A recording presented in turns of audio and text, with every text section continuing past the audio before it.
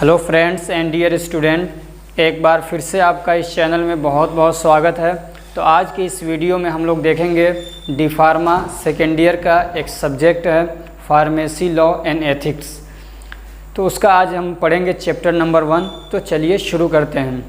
तो सबसे पहला जो टॉपिक है इसमें वो है फार्मेसी लॉ एंड एथिक्स, यानी इसका डेफिनेशन हमको देखना है। हालांकि आपके सिलेबस में इसको पूछा नहीं है, लेकिन आपको जानना ज़रूरी है कि होता क्या है ये।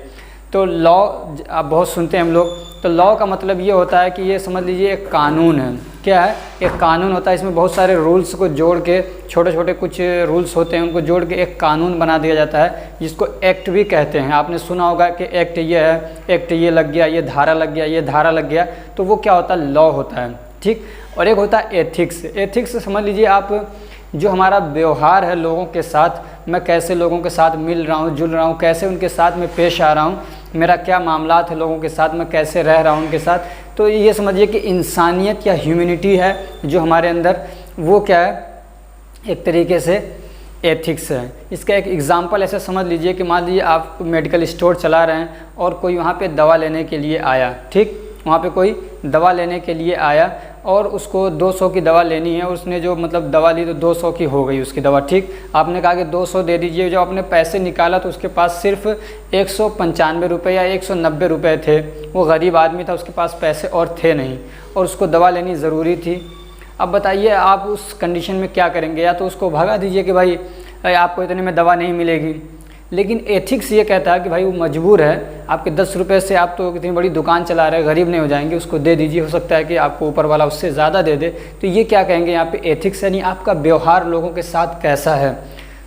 समझ में आ गया? और भी बहुत सारे इसके एग्जाम्पल्स हो सकते हैं। ये समझ लीजिए लोगों को कैसे फ़ायदा पहुँचाया जाए, वो एथिक्स में आ जाएगा। तो सबसे पहले डेफिनेशन देखेंगे कि लॉ क्या होता है। तो law is a set of rules. Law क्या है? ये रूल्स होते छोटे छोटे, उनका एक सेटअप है, यानी एक ग्रुप है, समझ लीजिए एक बंडल है उसका, रूल्स का, विच डेवलप्ड बाय गवर्नमेंट और अथॉरिटीज़, जो कि बनाए जाते हैं। यानी जो रूल्स हैं ये बनाए जाते हैं किसके ज़रिए से? गवर्नमेंट उसको तैयार करती है, या कोई अधिकारी या अथॉरिटीज़ हैं, तो उनके थ्रू क्या होते हैं? वो तैयार किए जाते हैं। अब जो एक्ट्स होते हैं, जो लॉ होते हैं, वो क्या कहते हैं? तो यही है कि दैट से व्हाट थिंग पीपुल में डू, यानी लोगों को क्या करना चाहिए, यानी कौन से काम हैं जो लोग कर सकते हैं, उनको करना चाहिए। ठीक। एंड व्हाट में नॉट डू, और लोगों को क्या काम नहीं करना है। ठीक है। जो लॉ होते हैं, जो एक्ट्स होते हैं, उसमें यही बताया जाएगा कि लोगों के लिए क्या करना वैलिड है और क्या करना इनवैलिड है, यानी क्या वो कर सकते हैं और क्या उनके लिए पाबंदी है कि वो नहीं कर सकते हैं, और अगर उसको करेंगे तो उनको पेनाल्टी देनी पड़ेगी, उसके जुर्माना देना पड़ेगा, या तो सज़ा भुगतनी पड़ेगी। ठीक। अब ये क्यों बनाए जाते हैं रूल्स या लॉ? तो to provide a balance in society, society के अंदर एक बैलेंस बनाए रखने के लिए। ये नहीं कि एक आदमी है वो तो बहुत सारा फ़ायदा उठा ले रहा है लोगों को, मतलब लोगों के साथ क्या कर रहा है? अन्याय कर रहा है, लोगों के साथ जुल्म कर रहा है, उनको दबा रहा है। तो उसको बैलेंस करके रखने, क्योंकि जो हमारा जो सोसाइटी, हमारा जो समाज है, वो एक बैलेंस हो उसमें। ठीक है। बराबरी हो एक, यानी वो सही ढंग से चल सके। और किस लिए किया जाता है? टू प्रोटेक्ट दी सिटीजन्स, जो लोग रहने वाले हैं उनकी हिफाजत के लिए, उनके बचाव के लिए। नहीं तो जो मालदार लोग हैं वो क्या करेंगे? खा जाएंगे। अगर लॉ ना हो, रूल्स ना हो, तो फिर क्या होगा? वो उनको गुलाम बना लेंगे। तो रूल्स बनाए जाते हैं किस लिए? ताकि लोगों के अंदर एक समानता बनी रहे, लोगों के अंदर एक बैलेंस बना रहे, एक तवाज़ुन बना रहे, और लोगों को क्या किया जाए? बचाया जा सके, उनको प्रोटेक्ट किया जा सके, उनको क्या किया? संभाला जाए, उनको क्या किया जाए? उनको उनकी हिफाजत की जा सके। ठीक। अब एथिक्स क्या होते हैं? Ethics are the principle that guide a person और society to decide what is wrong और right and bad and good. यानी एथिक्स वो चीज़ें हैं, वो प्रिंसिपल्स हैं, वो बातें हैं, वो बुनियादें हैं दैट गाइड ए पर्सन, जो एक आदमी को गाइड करती हैं, एक आदमी को सिखाती हैं या रास्ता दिखाती हैं, या एक सोसाइटी को, पूरे समाज को टू डिसाइड, ये डिसाइड करने के लिए, ये फैसला करने के लिए व्हाट इज़ रॉन्ग और राइट, कि क्या सही है और क्या गलत है, यानी मुझे कौन सा काम करना चाहिए और कौन सा नहीं करना चाहिए, मैं लोगों को कैसे फ़ायदा पहुंचा सकता हूं, लोगों के लिए अच्छा क्या होगा, अगर मैं फ़ायदा नहीं पहुंचा रहा हूं तो कम से कम नुकसान भी तो न पहुंचाऊं। तो ये सारी जो चीज़ें होती हैं, और अच्छाई और बुराई क्या है, ये सब जो चीज़ें बताती हैं वो होती हैं क्या, एथिक्स। ठीक। अब आपका जो इस सिलेबस में जो दूसरी चीज़ है वो पूछा है क्या है, जनरल प्रिंसिपल्स ऑफ लॉ। अब देखेंगे आप बहुत सारे टीचर्स लोग पढ़ा रहे हैं, मैं किसी का इंसल्ट नहीं करना चाहता, लेकिन चूँकि ये सिलेबस इतना लेंदी है, इतना सारे इसमें सब चैप्टर्स हैं और इतना टॉपिक्स हैं, तो सिर्फ हम ये कहेंगे कि वही पढ़ाना चाहिए जो सिलेबस में है। इधर उधर का बहुत ज़्यादा पवाड़ा नहीं करना चाहिए, क्योंकि 6 सब्जेक्ट्स हैं और इतनी मोटी मोटी किताबें, बहुत सारे चैप्टर्स उसमें, उसको याद करना पढ़ना इतना आसान नहीं है। टाइम कोई 2 साल का नहीं, मुश्किल से 6 से 7 महीने 8 महीने मिलते हैं। तो इसलिए मैं कहूँगा कि आपको सिर्फ वही पढ़ना चाहिए एग्जैक्टली जो आपके सिलेबस में है, जहाँ से क्वेश्चन बन सकते हैं। ठीक, तो हम यहाँ पे आपको इसमें इस चैनल पे सिर्फ वही मैं पढ़ाने की कोशिश करूँगा जो क्या सिलेबस में है। और फिर इसके बाद अगर ये हमारा कोर्स मतलब पूरा सिलेबस पूरा हो जाता है तो ठीक है, अगर नहीं भी होता है तो मैं इंपॉर्टेंट क्वेश्चन की पूरी मतलब वीडियोस बनाता हूँ, तैयार कराऊंगा, जैसे कि मैंने डी.फार्मा फर्स्ट ईयर में आपको कराने की कोशिश की है। लेकिन मैं पूरी कोशिश करूँगा कि सारे सब्जेक्ट की मतलब पूरी तैयारी कराऊँ। तो अब जनरल प्रिंसिपल्स ऑफ लॉ क्या है, यानी कोई भी लॉ बन रहा है तो उसके लिए क्या प्रिंसिपल होना चाहिए। नहीं कि कुछ भी लॉ बना दिया, लेकिन कुछ बातों को ध्यान रखा जाता है लॉ बनाने के लिए, कोई भी एक्ट बनाने के लिए। तो वो क्या चीज़ें हैं, किन चीज़ों को सामने रख के लॉ बनाए जाएंगे, तो वो हैं ये जनरल प्रिंसिपल्स ऑफ लॉ, जो कि 10 हैं। तो सबसे पहला क्या है, rule of law. Rule of law का मतलब ये है कि जो लॉ है उसकी मतलब हुकूमत होनी चाहिए, उसकी बादशाहत होनी चाहिए। मतलब ये कि उसका फरमान सबको मानना पड़े। ये नहीं कि लॉ बन गया तो अब मैं तो मान लीजिए समझ लीजिए मैं प्राइम मिनिस्टर हूँ, तो लॉ तो गरीबों के लिए तो काम कर रहा है, वो रूल उसके लिए तो फॉलो किया जा रहा है, लेकिन मैं मालदार हूँ तो मेरे ऊपर उसका कोई फ़र्क नहीं पड़ रहा है। तो ये फिर क्या है, रूल क्या है, इसका लॉ का रूल नहीं है, बल्कि इसका रूल का मतलब ये कि सब लोगों पे वो बराबर क्या हो, अफेक्ट डाले, सब लोगों पे बराबर जारी किया जाए उसको, तब उसको कहेंगे कि रूल की क्या है, जो लॉ है उसकी क्या है, रूल है। रूल मतलब ये है कि उसकी हुकूमत है, उसकी गवर्नमेंट होनी चाहिए सबके ऊपर, यानी वो गवर्न करे, सब लोग उसके अंडर में आए, कोई उससे बचने वाला ना हो। दूसरा क्या है, सेपरेशन ऑफ पावर। ठीक है, रूल बनाते वक्त ये भी ध्यान रखना चाहिए कि पावर ऐसा ना हो कि एक ही आदमी के हाथ में सारा पावर दे दिया जाए, फिर उसका मिसयूज़ करेगा वो। इसका एक एग्जाम्पल ये देख लीजिए, ये है कि जैसे सेना बनाए जाते हैं तो उसमें क्या किया जाता है, अलग अलग चीफ बना दिए जाते हैं। वायु सेना अलग है, ऐसे ही थल सेना अलग है, तो उनके अलग अलग उनके पावर को बांट दिया गया है। ऐसा नहीं होना चाहिए कि सबका एक ही आदमी को जिम्मेदार बना दें, फिर वो क्या करेगा, मिसयूज़ कर सकता है, वो हुकूमत का तख्ता पलट सकता है और ख़ुद आके वहाँ पे प्राइम मिनिस्टर बन सकता है, वो प्रधानमंत्री बन सकता है। इसलिए क्या कहा गया है कि रूल को क्या, जो भी मतलब पावर हैं उसको थोड़ा डिवाइड कर दिया जाए। इसीलिए ये आप देखते होंगे कि ये अलग अलग स्टेट बने हुए हैं, उनके अलग अलग मुख्यमंत्री हैं, तो उनका अपना एक पावर होता है, उसके अपने क्या कहते हैं, अपने स्टेट के अंदर वो अपना एक रूल को जो है फॉलो कर सकते हैं, रूल बना सकते हैं, उसको मेंटेन कर सकते हैं। तो ये है मतलब इसका सेपरेशन ऑफ पावर का। तीसरा क्या है, ये कुछ लैटिन वर्ड्स हैं जो समझ में नहीं आएंगे, तो इसलिए इसको मैं इंग्लिश में भी समझाने की कोशिश करूँगा। वो भी जस या जुस इबी रेमेडियम, इसका क्या मतलब है, for every wrong the law should provide remedy. ये कह रहे हैं कुछ भी गलत हो रहा है, कुछ भी गलत हो रहा है तो जो लॉ है उसको क्या करना चाहिए, रेमेडी प्रोवाइड करना चाहिए। रेमेडी समझ लीजिए कि उसका समझते हैं कि निजात मिलना चाहिए। अगर कुछ भी किसी के साथ जुल्म हो रहा है तो उसको बदला उसका मिलना चाहिए। अगर किसी के पैसे चोरी कर लिए गए तो अगर चोर पकड़ा जा रहा है तो उसके पैसे दिलवाए जाना चाहिए। अगर किसी के साथ में कुछ ज़्यादती हो गई है, किसी के साथ अन्याय हुआ है तो उसे क्या होना चाहिए, इंसाफ मिलना चाहिए, न्याय मिलना चाहिए। तो वही है कि जो किसी के साथ कोई भी रॉन्ग काम हो रहा है, कोई भी गलत काम हो रहा है तो उसके लिए क्या होना चाहिए, रेमेडी प्रोवाइड होना चाहिए। ठीक है, उसके बाद चौथा क्या है, इग्नोरेंटिया फैक्टी एग्जीक्यूजेट, इग्नोरेंटिया ज्यूरिस नॉन एग्जीक्यूजेट।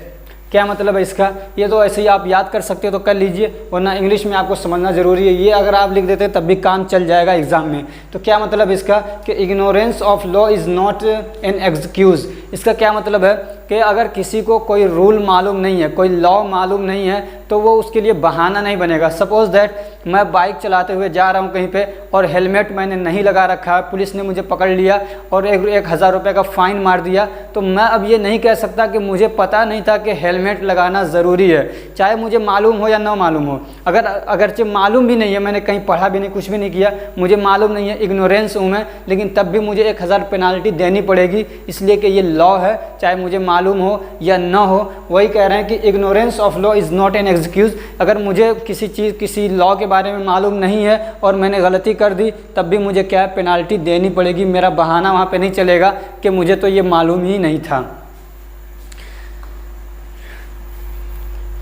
अब चौथा क्या है इसमें जनरल प्रिंसिपल ऑफ लॉ के volenti non fit injuria. Volenti non fit injuria इसका क्या मतलब है? Injury caused by consent is not a cause of action. ये कह रहे हैं कि अगर कोई इंजरी हो गई, कोई हार्म पहुंच गया किसी को और वो उसकी रजामंदी की वजह से हुआ है, यानी उसके राज़ी होने की वजह से वो तैयार था उसके लिए तब हुआ है, तो उसके जो मतलब अदर पार्टी है उसके खिलाफ कोई एक्शन नहीं लिया जा सकता है। इसका क्या मतलब है इसको मैं समझा देता हूँ एक बार एग्जांपल से। सपोज़ दैट मैं हॉस्पिटल में गया, ठीक, हॉस्पिटल में गया और डॉक्टर ने ये मतलब मुझे ऑपरेशन कराना था, तो डॉक्टर ने ये कह दिया कि इसमें आपको बहुत नुकसान पहुंच सकता है या आपकी जान जा सकती है। तो मैंने कहा ठीक है आप करिए, जो कुछ भी होगा उसका ज़िम्मेदार मैं हूँ। अगर उसने ऑपरेशन किया और मैं मर गया तो अब मेरे घर वाले जाके ये नहीं कह सकते कि डॉक्टर ने उसको मार दिया, उसके खिलाफ मुकदमा दर्ज करा, नहीं, क्योंकि उसने जो काम किया है वो मेरी रजामंदी से किया है, मेरी खुशी से किया है, मैं उसके लिए राज़ी था, मैं उसके लिए तैयार था, तब उसने वो मतलब मेरे साथ एक्शन किया है, तो अब उसके खिलाफ एक्शन नहीं लिया जा सकता। वही है इसका मतलब, ठीक है। उसको इंग्लिश में देख लीजिए, if someone willingly placed himself in a position where harm may be result. ये कह रहे अगर कोई शख्स अपने आप को ऐसी जगह पे डाल दे कि जहाँ पे अपनी चाहत से मतलब जानबूझ के अपनी रजामंदी से अपनी खुशी से ऐसे पोजीशन में लाए जहाँ उसको नुकसान पहुँच सकता है, एंड ही बिकम इंजर्ड, और फिर वो इंजर्ड हो जाए यानी वो ज़ख्मी हो गया, वो घायल हो गया, तो then he can not bring a claim against the other party. तो वहाँ पे क्या है, वो क्लेम नहीं कर सकता है, सामने वाली जो शख्स है, जो आदमी है, जो पार्टी है, उसके खिलाफ वो एक्शन नहीं ले सकता है, उसके खिलाफ मुकदमा नहीं कर सकता, उसको कुछ कह नहीं सकता, क्योंकि उसने जो काम किया है वो आपकी क्या खुशी से किया है, आप जब तैयार हुए तब उसने वो किया है, ठीक। इसलिए देखते हैं डॉक्टर लोग पहले लिखवा लेते हैं कि अगर इसको कुछ भी होता है तो हम लोग उसके ज़िम्मेदार नहीं रहेंगे। छठा रूल क्या है, रेस इप्सा लिकेचर। क्या है रेस इप्सा लिकेचर? इसका क्या मतलब है, the things speak for itself and it is related to ignorance. ये इतना है असल में इसका मतलब, ठीक है, ये एक्सप्लेन के लिए मैंने लिख दिया यहाँ पे। तो क्या है, जो चीज़ होती है वो खुद अपने बारे में बताती है, जो चीज़ होती है वो खुद अपने बारे में बताती है। इसका क्या मतलब है, एक चीज़ याद ध्यान रखिए कि ये इग्नोरेंस से रिलेटेड है, इग्नोरेंस से रिलेटेड है। जैसे कि सपोज दैट, इसके दो एग्जांपल दूंगा आप समझ जाएंगे कि मैं गया जंगल में और मैं शिकार कर रहा हूँ। सपोज दैट मैं कर नहीं रहा हूँ, मैं खाली आप मान लीजिए कि मैं जंगल में गया और मैं शिकार कर रहा हूँ, मैंने गोली चलाई किसी चिड़िया के ऊपर, किसी जानवर के ऊपर, ठीक, और अचानक से कोई सामने आ गया, गोली उसको लग गई, तो मैंने जानबूझ के तो उसको गोली नहीं मारी है, ठीक।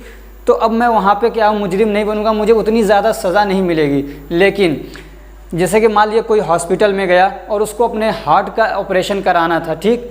अब जब डॉक्टर ऑपरेशन करने गया ऑपरेशन थिएटर में, तो उसने उसकी किडनी एक निकाल के साइड में रख ली। क्या किया, किडनी उसकी निकाल के रख ली और ऑपरेशन जो करना था वो कर रहा था। इतने में किसी ने उसको देख लिया या पकड़ लिया कि तुमने ये किडनी क्यों निकाली, तुमको तो हार्ट का ऑपरेशन करना था। इसका मतलब ये है कि तुम चोरी कर रहे हो, किडनी निकाल रहे हो उसकी। तो ये कहेगा कि नहीं मैं तो ऑपरेशन कर रहा हूँ। तो कहेंगे कि अगर तुम्हारी चोरी करने की नीयत नहीं थी तो तुम सिर्फ हार्ट में काम करते, किडनी से क्या तुम्हारा मतलब था। इसका मतलब तुम्हारी नीयत में ये था कि इस किडनी को चुराना है, इसीलिए तो तुमने उसको निकाला है, वरना किडनी से कोई मतलब ही नहीं था, वहाँ तुमको काम करना था सिर्फ हार्ट में, तो वहाँ करना था। तो इसका मतलब ये है कि वो चीज़ खुद बता रही है जो तुमने काम किया है कि तुम इसमें जानबूझ के किया है तुमने ये काम, ये नहीं कि तुमने अनजाने में कर दिया। जैसे गोली अनजाने में लग गई तो वो तो अनजाने में माना जा सकता है, लेकिन ये कि तुमको काम तो यहाँ करना था, किडनी निकाल रहे हो तुम यहाँ से, तो इसका मतलब ये है कि तुम इसमें इग्नोरेंस नहीं हो, अनजाने में नहीं हुआ, बल्कि तुमने जानबूझ के किया है ये। तो ये मतलब है इसका, ठीक। अब सातवां क्या है, एक्टस नॉन फेसिट रियूम निसी मेन सिट रेया।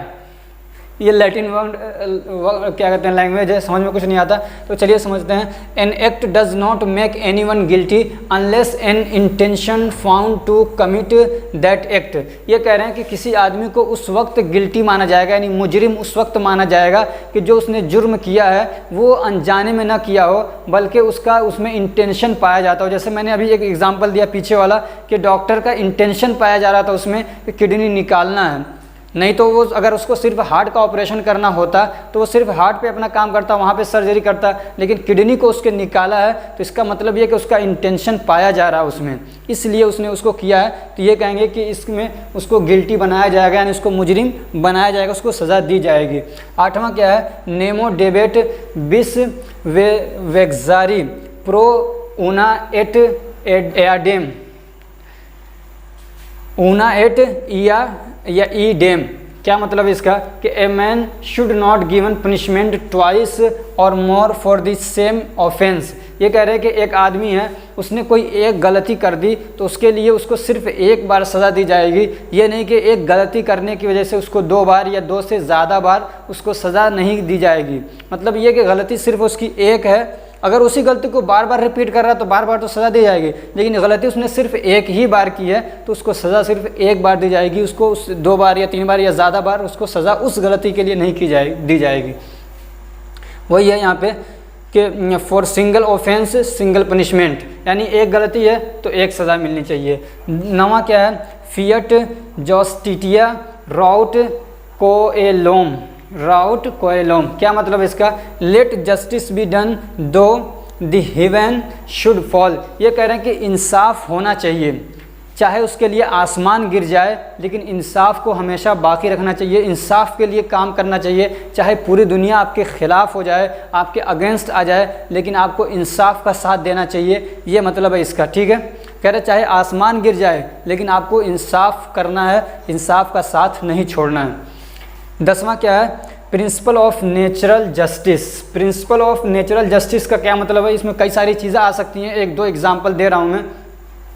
जैसे कि कोई मैटर है, कोई भी मैटर हो गया, तो उस मैटर में जो जज है, जैसे उस मैटर में जैसे कि मान लीजिए कहीं पे घोटाला हो गया बहुत बड़ा और उस घोटाले में वो जज खुद भी इन्वॉल्व है, तो वो जज उसमें जज नहीं बन सकता है। कोई जज है, उसने घोटाला किया है, अब उसका फैसला उसमें मतलब कोर्ट में मुकदमा हो गया, तो उस मतलब मैटर के लिए वो आदमी जो जज उसमें पहले से इन्वॉल्व है वो उसके लिए जज नहीं बनेगा।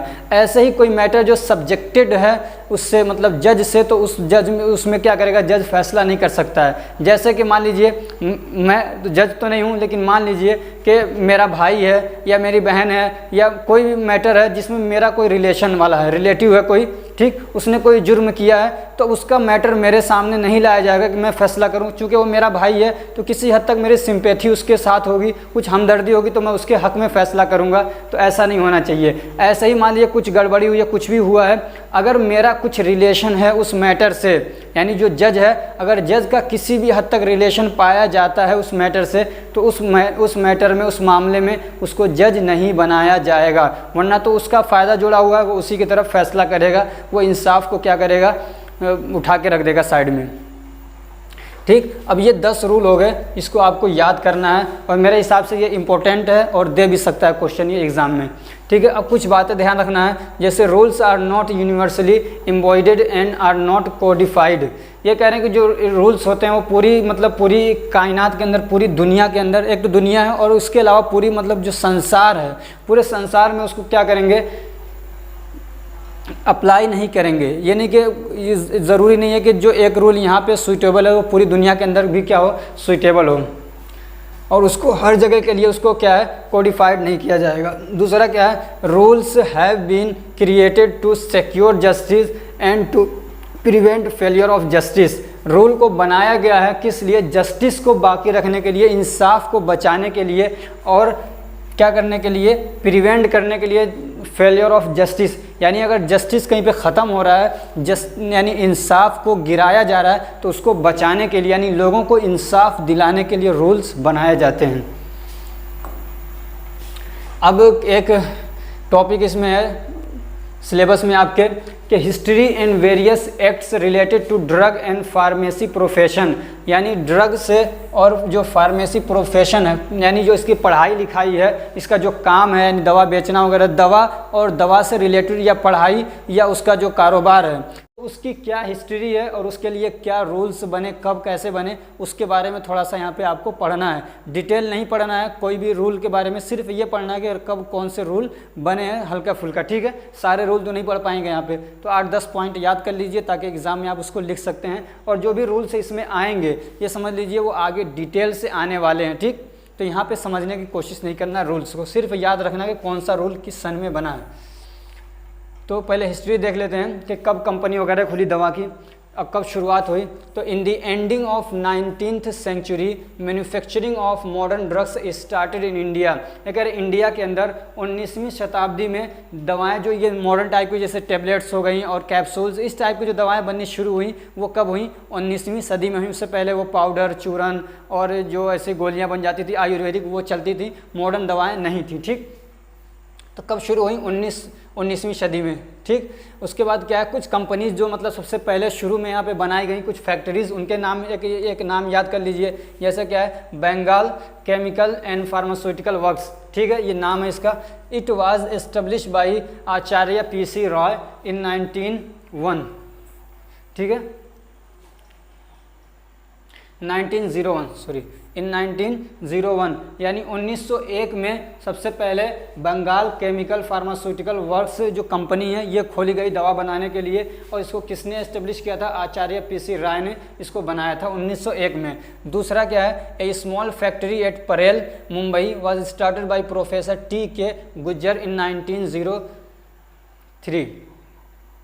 तो दूसरी एक छोटी सी कंपनी परेल एक जगह का नाम है जो मुंबई में है, वहाँ पे मतलब शुरू की गई थी, उसको किसने किया था, प्रोफेसर TK गुज्जर ने 1903 के अंदर। तीसरा क्या है, अलेम्बिक केमिकल वर्क्स, ये एक कंपनी बनाई गई बड़ौदा के अंदर, जिसको बड़ौदा भी बोलते हैं, कि किसने बनाया था, professor TK Gujjar and DB अमीन इन 1907 1907 के अंदर। ठीक है, तो ये नाम याद कर लीजिए आप। अब कुछ रूल्स जो एक्ट्स वगैरह जो बनाए गए कैसे शुरू हुए उसके बारे में थोड़ा सा देख लेते हैं। तो various acts related to drug and pharmacy profession. तो सबसे पहला क्या है, in the beginning of 20th century there was no legislation control on drugs and pharmacy profession. ये कह रहे हैं कि 20वीं सदी के शुरू में कोई कानून नहीं था किसके लिए, ड्रग्स के लिए, यानी कौन सी दवा बनेगी नहीं बनेगी, कितने में बेची जाएगी कितने में नहीं बेची जाएगी, कहाँ भेजी जाएगी, कितना स्टोर किया जाएगा, कैसे बनाई जाएगी, कोई रूल रेगुलेशन नहीं था। कब शुरू हुआ, 1920 जो 20वीं शताब्दी उसके शुरू में ऐसा कुछ भी नहीं था। ठीक है, कुछ भी नहीं था। हाँ, कुछ रूल्स थे जैसे कि ओपियम, जैसे जिसको हम लोग अफीम बोलते हैं, opium act 1978 and poison act 1999 was present, ये थे लेकिन but were not in effect, लेकिन ये इफेक्ट में नहीं थे, यानी इसको लोग मानते उनते नहीं थे, सिर्फ रूल बना हुआ था लेकिन कोई इस पर अमल नहीं कर रहा था, कोई इस पर चल नहीं रहा था। ठीक है, इसका मतलब ये कि ये इफेक्ट में नहीं थे।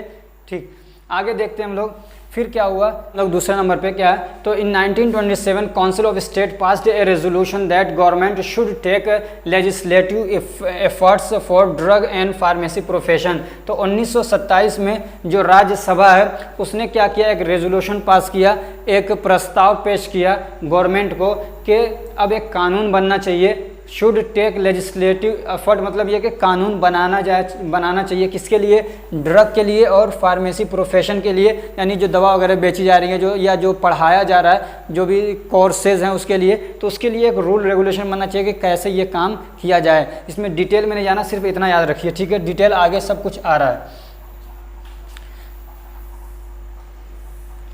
और क्या है, तीसरे नंबर पे ऑन 11 अगस्त, ये मेन पॉइंट इसको याद रखिएगा, on 11 August 1930 drug inquiry committee यानी DEC was made under the chairmanship of colonel RN Chopra. ये कह रहे हैं कि 11 अगस्त 1930 के अंदर एक इंक्वायरी कमेटी बनाई गई, किसके लिए, ड्रग के लिए, यानी जो भी दवाइयाँ बन रही हैं उसकी इंक्वायरी की जाए कि उसमें कितनी मिलावट है, दवा सही बन रही है कि नहीं बन रही है, वो लोगों के लिए फ़ायदेमंद है या नुकसानदेह है, क्या है वो सारे क्या है उसकी पूरी क्या है इंक्वायरी होगी। क्या होगी, उसकी इंक्वायरी की जाएगी दवाओं के बारे में। तो उसके चेयरमैन कौन थे, मतलब उसके किनके सदारत में या किनके मतलब मौजूदगी में वो काम किया गया, तो वो थे कौन, कर्नल RN चोपड़ा। ठीक, अब चौथा पॉइंट क्या है इसमें, इन 1940 the drug bill was passed in legislative assembly.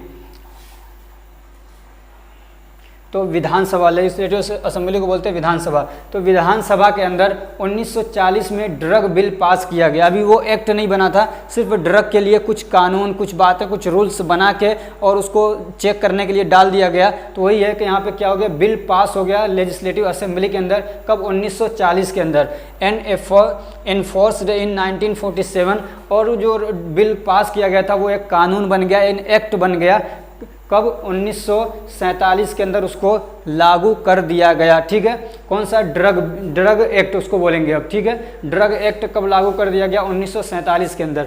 अब पांचवा क्या है, in 1945 the pharmacy bill was introduce by the government to regulate pharmacy education in India. 1945 के अंदर फार्मेसी बिल, ऐसे क्वेश्चन 1 नंबर का पूछ सकता है ये कि फार्मेसी बिल कब लाया गया। तो 1945 के अंदर फार्मेसी बिल को इंट्रोड्यूस कराया गया गवर्नमेंट के थ्रू, यानी गवर्नमेंट ने दिखाया, लोगों को बताया कि ये रूल क्या है, ऐसा हम लोग बनाने जा रहे हैं। उसके ज़रिए से क्या करेंगे, वो फार्मेसी जो एजुकेशन है उसको रेगुलेट करेंगे, उसको चलाएंगे कि क्या क्या पढ़ाया जाना चाहिए, कितना बड़ा कोर्स होना चाहिए, डिप्लोमा होना चाहिए कि बैचलर डिग्री होनी चाहिए, तो सारी चीज़ें उसके अंदर उन्होंने रखा। ठीक है, और उसको वो पास हो गया कब 1948 में वो पास हो गया, यानी एक तरीके से वो कानून बन के आ गया और उसको इन्फोर्स कर दिया गया, लागू कर दिया गया कब 1948 के अंदर। ठीक है, 1945 में ये पास हुआ, गवर्नमेंट ने दिखाया कि हम ऐसा रूल बनाने जा रहे हैं, और 1948 में उसको क्या किया, लागू कर दिया। कौन सा, फार्मेसी लॉ और उस फार्मेसी बिल। और उसमें क्या था कि फार्मेसी की जो एजुकेशन वगैरह है उसको कैसे मेंटेन किया जाएगा, कितना पढ़ाया जाएगा, क्या किया जाएगा। ठीक, उसके बाद the drug and cosmetic rules 1945 was framed by the central government. जो सेंट्रल गवर्नमेंट है, जो केंद्र की सरकार है उस वक्त की, 1945 में उसने क्या किया, एक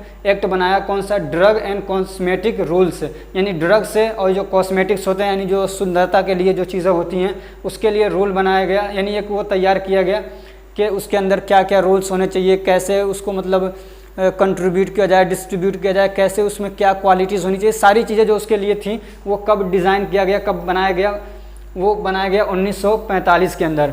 and it was a set of rules for manufacturing, distribution and sale. और उसके अंदर क्या था, इस रूल के अंदर उसमें क्या था कि कैसे मतलब वो दवा कितनी बनाई जाएगी, कैसी बनाई जाएगी, मैन्युफैक्चरिंग से रिलेटेड उसके अंदर रूल्स थे। और क्या था, डिस्ट्रीब्यूशन, यानी कैसे उसको भेजा जाएगा, इधर उधर बांटा जाएगा, और उसको कितने में बेचा जाएगा, कैसे बेचा जाएगा, वो सारी चीज़ें उसके अंदर क्या थी, उसमें लिखी गई थी, तैयार की गई थी। ठीक, उसके बाद क्या, सातवां, इन 1948 under the chairmanship of doctor BN Ghosh. कह रहे 1948 के अंदर जो इनके डॉक्टर BN घोष की सदस्यता, सब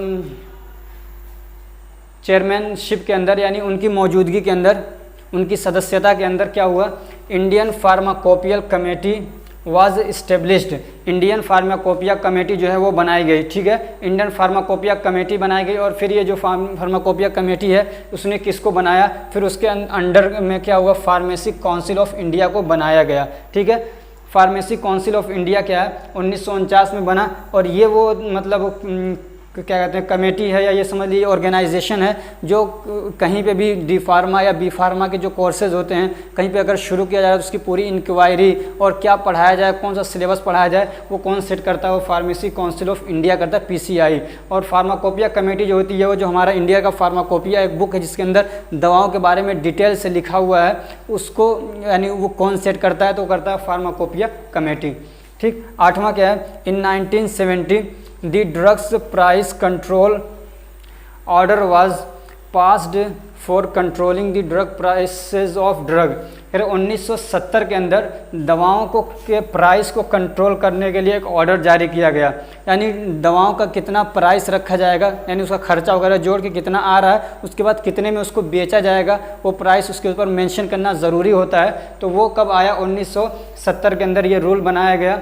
किस लिए, ताकि दवाओं की जो प्राइसेस हैं उसको कंट्रोल किया जा सके। तो ये 8 पॉइंट्स हो गए, और 2-3 पॉइंट्स ऊपर दिए थे मैंने जो कंपनीज शुरू हुई थी। इस तरीके से 10, 11, 12 पॉइंट्स हो गए हैं जो आपके लिए इतने काफ़ी हैं। तो चलिए आज के लिए इसी पे हम लोग इस वीडियो को ख़त्म करते हैं, काफ़ी लंबी हो चुकी है। अगर ये हमारी कोशिश आपको अच्छी लग रही है तो वीडियो को लाइक करिए, चैनल को सब्सक्राइब करिए और अपने फ्रेंड्स को भी शेयर करिए ताकि वो भी इससे फ़ायदा उठा सकें। और हमारे टेलीग्राम ग्रुप को ज्वाइन कर लीजिए ताकि आप वहाँ से PDF क्या करें, हासिल कर सकें, आपको PDF मिल सके और हमसे कम्युनिकेट करने के लिए, बात करने के लिए आप टेलीग्राम ज्वाइन कर लीजिए। आपके जो भी क्वेश्चन होंगे, जो भी बातें होंगी, आप वहाँ हमसे कर सकते हैं। और अगर आपको कुछ इसमें समझ में नहीं आया तो कमेंट करके ज़रूर बताइएगा, और ये भी बताइए कि और हम इसको कैसे और से अच्छा कर सकते हैं, क्योंकि पहली बार मैंने ये शुरू किया है पढ़ाना। तो आप ज़रूर हमें हेल्प करिए, हो सकता है कि हम और अच्छा आपको कंटेंट दे पाएँ और अच्छे से आपको पढ़ा पाएँ, समझा पाएँ। Thank you so much for watching.